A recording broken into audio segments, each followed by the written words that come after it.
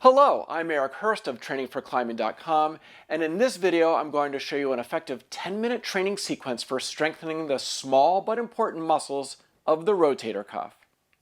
The rotator cuff is arguably the most stressed group of muscles in the body of a climber. While the forearms get all the attention in climbing training, the rotator cuff and scapular stabilizers are the real heroes as you power up a difficult boulder problem or send a long, pumpy route. In particular, climbing on overhanging walls with occasional dynamic moves challenges the rotator cuff muscles to keep the humeral head in its place. Not surprisingly, shoulder injuries are increasingly common. In fact, a recent study of climbing injuries by Dr. Volker Schoeffel documents that the shoulder is the second most common site of injury among climbers, with finger tendon pulley injuries being number one. Anyway, if you want to train hard and climb your best while reducing your injury risk along the way, then it's essential that you are proactive in training the rotator cuff. The following sequence of simple dumbbell exercises will target each of the four muscles that comprise the rotator cuff: the supraspinatus, the infraspinatus, the teres minor, and the subscapularis. Okay, so let's get started. First, we're going to do a 2-minute dynamic warm-up before we lift any weights. Begin with a light resistance band and do a variety of movements including shoulder flexion, extension, abduction, and internal and external rotation. Spend about 1 minute working through a variety of these movements. Next, I recommend performing a few gentle stretches of the rotator cuff muscles. Two of my favorites are the behind the back internal rotation stretch performed with a stick or rolled up towel, and the door stretch, which also lengthens the commonly tight pectoral muscles. Spend at least 30 seconds on each stretch, and remember to alternate arms with the behind the back towel stretch. Now let's move on to doing some targeted strength training of the four muscles that comprise the rotator cuff. I'm going to show you 5 simple dumbbell exercises, the goal of which is to develop strength endurance, not maximum strength. So we're not going to lift any heavy weights here. That's not necessary for this group of muscles. For most folks, all you need is a pair of 5, 10, and 15-pound dumbbells. In doing each exercise, select the weight that allows you to do around 20 repetitions. First up is standing external rotation. With your arms bent at 90 degrees in a goalpost-like fashion, lower the dumbbells until your forearms are parallel to the ground, and then return to the upright position. Continue at a moderate pace for 20 repetitions. Next up, we're going to target the external rotator muscles from a lying on your side position, which is even better for isolating the infraspinatus and teres minor muscles.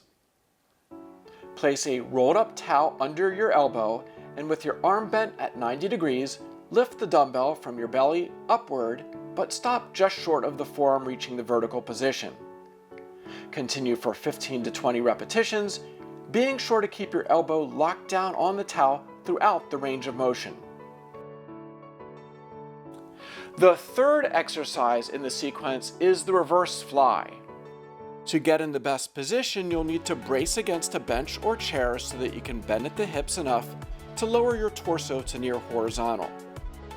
Now, lift the dumbbell out to the side, maintaining a nearly straight arm.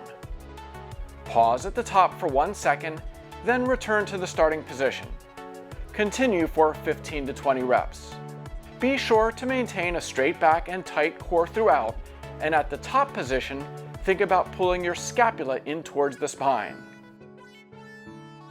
Next up is Dumbbell Scaption, also known as the full can exercise.